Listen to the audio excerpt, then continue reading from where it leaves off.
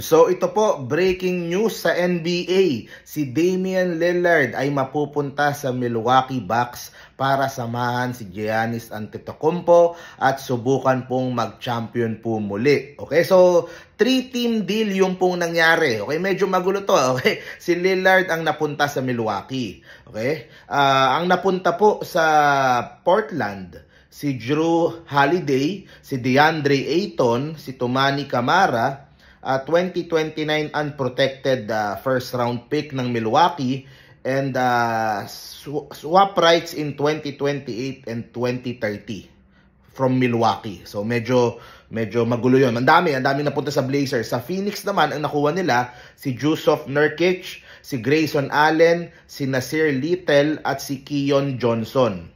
Okay, so binitawan nila itong si DeAndre Ayton. So, yun po ang pinaka-latest na balita.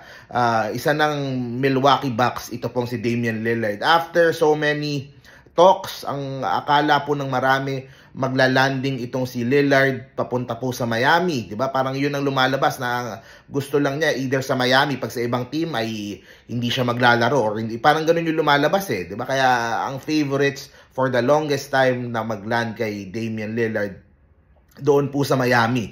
Pero nasilat siya nitong sa Milwaukee at very attractive siguro yung pong magti-team up po itong si Giannis tsaka itong si Damian Lillard, and for sure sila po ang paborito sa East, if not the whole NBA, coming to the season na malapit na pong magsimula. In a month's time, magsisimula na po yung pong NBA season. So, ayan, nakakagulat po itong balitang ito. Nireport po ni Adrian Wojnarowski at ito, may mga balita pa dito lumalabas eh. The Blazers remain engaged elsewhere on deals, and the Will are expected to immediately engage contending teams on trade talks to move on Jrue Holiday. Yun, Portland is committed to its young group of talented guards. So, yung Portland po, rebuilding po ulit. Gagawa po ulit. They are moving on from the Damian Lillard era. At itong si Damian, habang meron pa pong natitira sa kanyang career, ay susubukan pong magkaroon ng NBA championship, ng NBA ring. This time, kasama po niya ito pong si Giannis. And sa akin lang, for the longest time, very loyal itong si Damian sa Portland.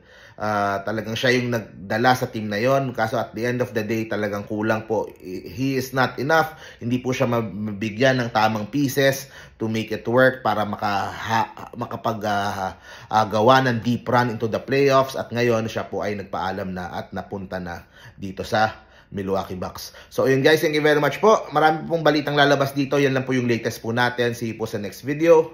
Bye-bye.